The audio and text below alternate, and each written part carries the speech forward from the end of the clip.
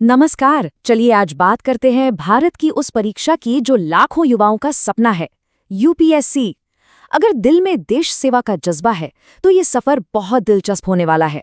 जब भी यूपीएससी का नाम सुनते हैं तो सबसे पहले दिमाग में क्या आता है? आईएएस ऑफिसर, है ना? एक गाड़ी, बंगला। लेकिन क्या यूपीएससी का मतलब सिर्फ आईएएस बनना ही है, या ये कहानी इससे कहीं ज्यादा बड़ी है? असल में आईएएस तो बस एक झलक है, सच्चाई इससे कहीं ज्यादा बड़ी और सच कहूं तो ज्यादा दिलचस्प भी है। तो चलिए साथ मिलकर इस पूरी तस्वीर को समझते हैं। तो सबसे पहली बात ये समझना जरूरी है कि यूपीएससी का दायरा कितना बड़ा है। ये सिर्फ आईएएस की परीक्षा से कहीं कहीं ज्यादा है। 24 ये सिर्फ एक नंबर नहीं है। यूपीएससी असल में कुल 24 अलग अलग केंद्रीय सेवाओं के लिए अधिकारियों की भर्ती करता है। जी हाँ, पूरे 24। देखिए, आईएएस, आईपीएस, आईएफएस और आईआरएस, इन सेवाओं के बारे में तो हम सबने सुना ही है, लेकिन ये जानना भी बड़ा दिलचस्प है कि यूपीएससी के जरिए ही इंजीनियरिंग, रक्षा और यहाँ तक कि सशस्त्र पुलिस बलों के लिए भी अधिकारी चुने जाते हैं। तो सवाल ये है कि सिर्फ एग्जाम कंडक्ट करने के अलावा इस संस्था का असली काम क्या है? चलिए इसके काम करने के तरीके को थोड़ा और करीब से देखते हैं। यूपीएससी यानी संघ लोक सेवा आयोग कोई मामूली संस्था नहीं है। ये एक संवैधानिक निकाय है, मतलब इसे सीधे संविधान से ताकत मिलती है। इसका काम है भारत सरकार के लिए ग्रुप ए और ग्रुप बी के अधिकारियों को चुनना। आसान शब्दों में कहें तो ये देश के पूरे एडमिनिस्ट्रेशन की रीढ़ की हड्डी है। इसके काम को ना हम 4 पिलर्स में देख सकते हैं। पहला, जाहिर है एग्जाम्स कंडक्ट करना। दूसरा, जो लोग एग्जाम क्लियर करते हैं उनका इंटरव्यू लेना। तीसरा काम है भर्ती और अनुशासन से जुड़े मामलों पर सरकार को सलाह देना। और चौथा, ये अधिकारियों की पदोन्नति और तबादलों की भी देखरेख करती है। मतलब काम का दायरा बहुत बड़ा है। अच्छा, तो अब हम संस्था के बारे में तो समझ गए, तो अब उस सफर पर चलने की बारी है जो लाखों लोगों का सपना है। चलिए अब सीधे सिविल सेवा परीक्षा की दुनिया में चलते हैं। और हाँ, ये कोई आम एग्जाम नहीं है। इसे 3 बेहद मुश्किल पड़ावों वाला एक सफर कह सकते हैं। सबसे पहला है प्रीलिम्स, जो लाखों की भीड़ में से कुछ हजार लोगों को छांटता है। फिर आता है मेंस, जहां ज्ञान की असली गहराई परखी जाती है।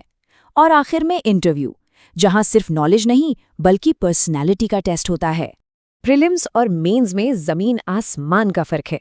प्रीलिम्स एक फिल्टर जैसा है, ऑब्जेक्टिव सवाल होते हैं जिनका मकसद भीड़ को कम करना है। लेकिन मेंस वो पूरी तरह से अलग है। इसमें 9 डिटेल्ड पेपर होते हैं जहां सिर्फ ज्ञान नहीं बल्कि लिखने का हुनर भी देखा जाता है। यहाँ एक बहुत ही दिलचस्प बात है। मेंस की परीक्षा संविधान की 8वीं अनुसूची में शामिल किसी भी भारतीय भाषा में दी जा सकती है ना कमाल? हाँ, बस ये ध्यान रखना होता है कि क्वेश्चन पेपर सिर्फ हिंदी और अंग्रेजी में ही आता है। तो अब सवाल उठता है कि इस परीक्षा में बैठ कौन सकता है? चलिए अब इसकी एलिजिबिलिटी यानी कि पात्रता की शर्तों पर एक नजर डालते हैं। देखिए, इसके लिए 3 मोटी बातें हैं। पहली, किसी भी मान्यता प्राप्त यूनिवर्सिटी से ग्रेजुएशन की डिग्री। और अच्छी बात यह है कि कोई भी स्ट्रीम चलेगी, यहाँ तक कि जो लोग फाइनल ईयर में हैं वो भी प्रीलिम्स दे सकते हैं। और हाँ, आईएएस और आईपीएस जैसी टॉप सेवाओं के लिए भारतीय नागरिक होना जरूरी है। अब आते हैं एज लिमिट और कितने अटेम्प्ट्स मिल सकते हैं इस पर। तो जनरल कैटेगरी के लिए मैक्सिमम एज है 32 इयर्स और 6 अटेम्प्ट्स मिलते हैं। वहीं ओबीसी और एससी/एसटी उम्मीदवारों को छूट मिलती है। जैसे कि एससी/एसटी उम्मीदवार 37 साल की उम्र तक एग्जाम दे सकते हैं और उनके लिए अटेम्प्ट्स की कोई लिमिट नहीं होती। ठीक है, एलिजिबिलिटी जानना तो बस पहला कदम है। असली लड़ाई तो तैयारी के मैदान में लड़ी जाती है। तो फिर इस बड़ी चुनौती को पार करने की स्ट्रैटेजी क्या होनी चाहिए? देखिए, सफलता के कुछ मूल मंत्र हैं। सबसे पहले, सिलेबस को बहुत अच्छी तरह समझ लें। करंट अफेयर्स के लिए रोज अखबार पढ़ना बहुत जरूरी है। एक सख्त टाइम टेबल बनाना और उसे फॉलो करना, ये तो करना ही पड़ेगा। रिवीजन के लिए छोटे छोटे नोट्स बनाएं और मॉक टेस्ट देकर अपनी तैयारी को बार बार परखें। और एक बात, इसे बिल्कुल गांठ बांध लीजिए। अगर अपनी नींव मजबूत करनी है ना, तो क्लास 6 से 12th तक की एनसीईआरटी की किताबों को अच्छी तरह से पढ़ना ही होगा। सफलता का पूरा आधार इन्हीं पर टिका है। आखिर में एक बहुत जरूरी बात, सिविल सेवा को सिर्फ एक नौकरी की तरह नहीं देखना चाहिए। ये एक बहुत बड़ी जिम्मेदारी है और एक बहुत बड़ा अवसर भी।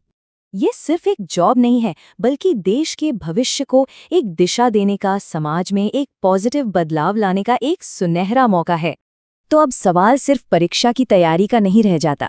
असली सवाल ये है कि क्या देश की बागडोर संभालने की इस महान जिम्मेदारी के लिए कोई तैयार है?